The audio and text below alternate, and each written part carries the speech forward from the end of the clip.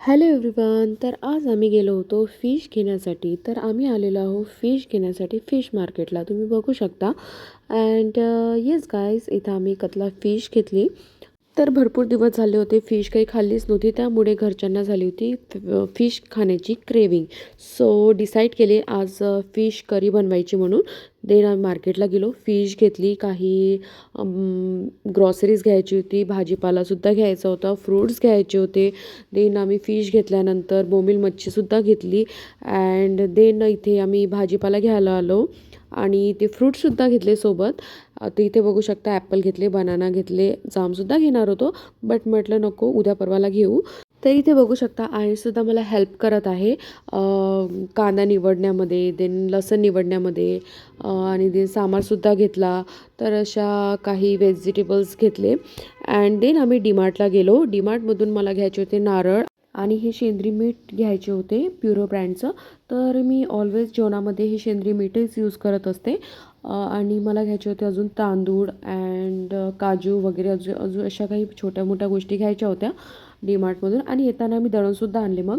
तर आणि देन मग मी लागली स्वयंपाकाला. तर स्वयंपाकमध्ये मी सगळ्यात पहिले बनवत आहे स्टार्टर.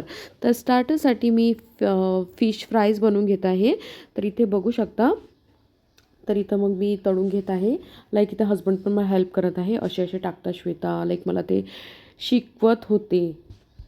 तर ऑलवेज मी तुम्हाला सांगत असते की जेव्हा कधी त्यांना वेळ भेटत असेल ते ऑलवेज मला हेल्प करतात. त्यांच्याकडून जेवढी होईल तेवढी मदत करतात मला.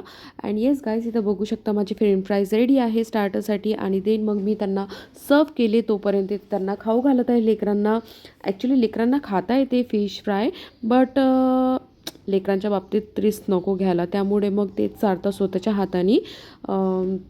ऐश्वर्याचे पप्पा तर त्यांना चारू घालत आहे. अँड माझा एकीकडे किचनमध्ये चालू आहे स्वयंपाक करणं. तर इथे माझा मसाला काढून घेतला होता मी. आता बनवत आहे मी तर फिश करी. तर इथे बघू शकता मी फिश करी कशा प्रकारे बनवून घेतलेली आहे.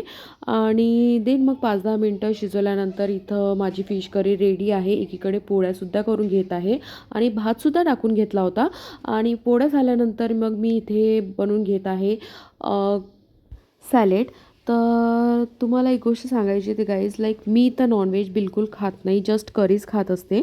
अँड देन माझा फायनली झाला स्वयंपाक रेडी. तर इथे बघू शकता फिश करी किती टेम्पटिंग दिसत आहे. देन आम्ही सोबत जेवण केले. अँड येस गाईज, तुम्हाला ब्लॉग कसा वाटला, लाईक सबस्क्राईब शेअर.